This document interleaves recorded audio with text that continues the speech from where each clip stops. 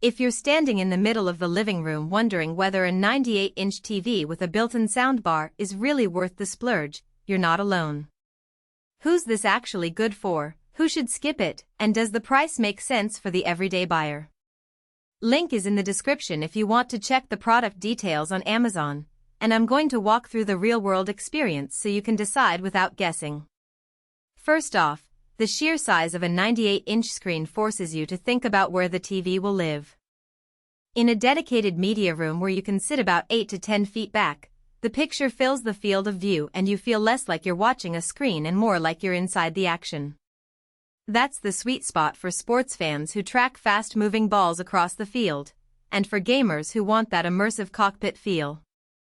If you've got a modest apartment or a bedroom where the wall is only 6 feet away, the TV will dominate the space and can actually make the room feel cramped. In those cases, stepping down to a 75-inch model or a wall-mounted OLED might be the smarter move. What really sets the TCL QM6K apart is the combination of QD Mini LED backlighting with the Halo control system.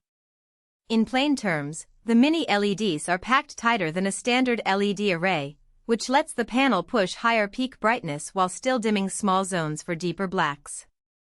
In my own tests during a Sunday afternoon football game, the whites on the field stayed bright even with the sun streaming through the windows, yet the shadows in the stadium stayed truly dark.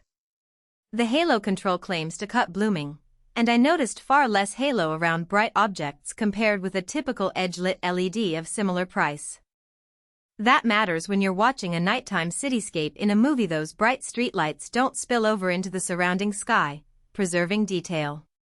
Color reproduction is another area where the QD Mini tech shines.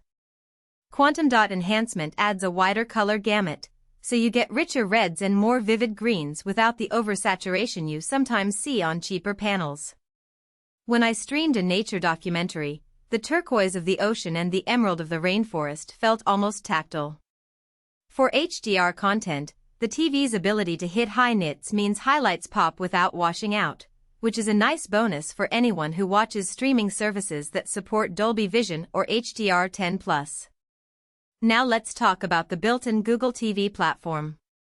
It's not a separate box you have to hide somewhere, the interface lives directly on the screen.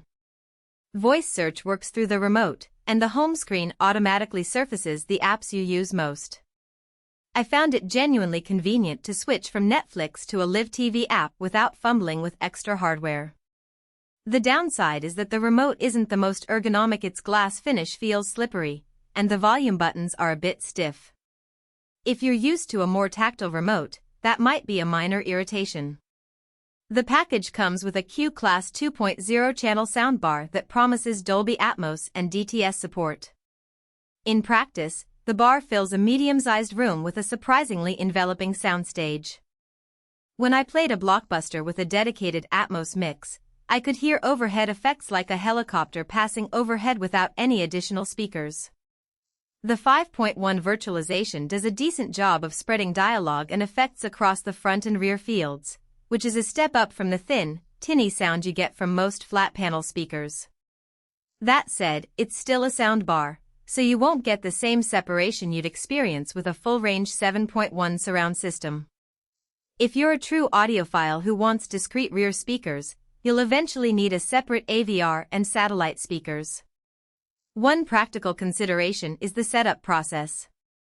The TV arrives with all the necessary cables, and the soundbar pairs automatically via HDMI ARC. I was able to mount the TV on a wall using a standard 4K Visa bracket, but you do need a sturdy mount because at nearly 3 feet wide, the unit is heavy. The weight also means you have to think about the TV stand. Most standard stands won't support it, so a custom media console or a reinforced wall mount becomes a must. If you're not comfortable with a bit of DIY, you might want to budget for professional installation. Power consumption is another hidden cost.